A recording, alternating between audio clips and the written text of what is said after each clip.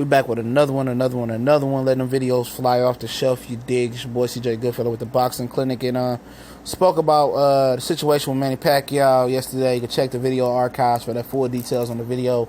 Basically, they don't know if Manny Pacquiao is going to be ready for Jeff Horn in November. He can postpone that rematch because he had a rematch clause early 2018. And if that's the case and Pacquiao's not ready, Pacquiao's doing his political thing over there in the Philippines, and they going through that long ass war they've been having, and he's supporting the troops according to Freddie Roach.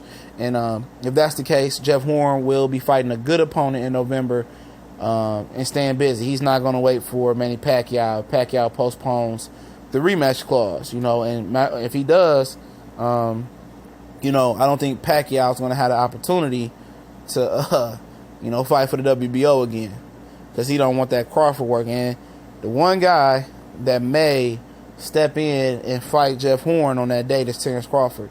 Or Earl Spence is a dark horse in that one, but as long as Terrence Crawford is healthy, he didn't take a lot of punishment for the Julius Ndongo fight. It sounds like it's going to be Crawford step in, fight, and face Jeff Horn at Brisbane in Australia. That means Crawford's going to have to go in his second weight class overseas to get his world championship fight belt, another belt. He got his first world championship versus Ricky Burns. Now he's going to go over to Brisbane to win his welterweight title, potentially versus Jeff Horn. And that's a good fight for him. Of course, the people of Brisbane probably don't know too much about Terrence Crawford. He is becoming like a little global star. But, of course, he's not going to sell out to like Manny Pacquiao did, filling almost 60, 70,000 people in the stands. But I think it might be close to that. I think maybe 40, 50 for the simple fact that people want to see Jeff Horn defend his belt again, and he's such a hot sensation over there. That's I think that's what Bob Arum's going to try to pull off. They're probably going to give Pacquiao a dry deal. Horn already said he wants random blood testing. We know how Pacquiao feels about that.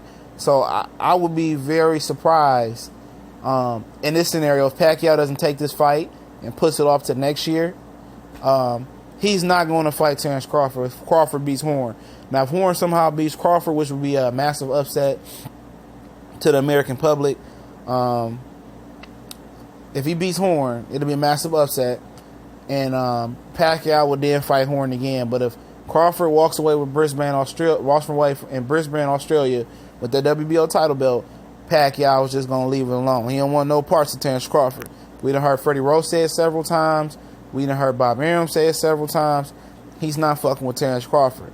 So it could be a very high likelihood that Pacquiao retires or tries to fight somebody else. Well, him fighting Crawford for that WBO belt, unless Jeff Horn exposes Crawford and Crawford somehow comes back and wins, so some shit like miracle shit like that happening, Pacquiao ain't fighting Terrence Crawford. We know that. But Crawford was already slated to be ringside for Jeff Horn Pacquiao in November and challenge the winner, which Bob Arum hopefully thought it would be Jeff Horn. But now with this the certainty of doubt with Pacquiao, if he wants to fight again this year, Jeff Horn and Terrence Crawford open up the door for Bob Arum to do what he want to do, and to give Crawford that belt. And if it happens, it's going to be a big fight. But I tend to see that ESPN didn't want to promote Terrence Crawford fight like they promoted Lomachenko, Moraga, and Pacquiao and Jeff Horn. I wonder will they still put the same promotional in there for Terrence Crawford. I just wonder will they do it. Seems like Terrence Crawford is being mismanaged and mishandled and mispromoted, and if that's the case, again, they don't promote this fight like they promoted the Pacquiao Horn fight. I can see Terrence Crawford being very upset with Top Rank and ESPN. He already voiced his frustration with both of those entities, and I can see him busting up and signing with Al or it's only Al, Heyman, Golden Boy, and Top Rank. Basically those are the major circles. Anything other than that is a significant downgrade in the sport of boxing. But like I was on record saying, if Crawford stops Jeff Horn, I think, and he looks good versus Jeff Horn, I think that's a good barometer for him, because Jeff Horn has a fucking chin on him. We seen it in the 9th round of Pacquiao. I seen it with Randall Bailey, who's probably one of the biggest punchers at welterweight. in this era of boxing, or the previous era. He's a little older now. He still was a big puncher, and Jeff Horn wasn't flinching from his punches. And if Crawford can knock out Jeff Horn, I think that's huge for Crawford, and Crawford's power translates. I think he gives a bigger edge over Keith Thurman. I told you I changed my mind on that. I think he dog walks Keith Thurman.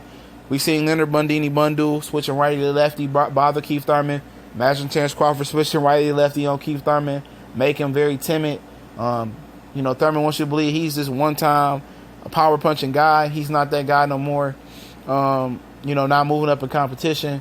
Earl Spence, if he got that power, that's going to make the Earl Spence fight just that much more sizzling, great. I still would favor Earl Spence because I don't know how Crawford will do on the inside.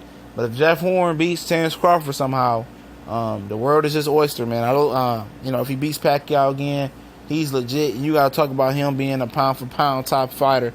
If Crawford's number 2 on my list and Horn beats Crawford and Pacquiao again, you got to be somewhere up there. But that's a big if. But we gone.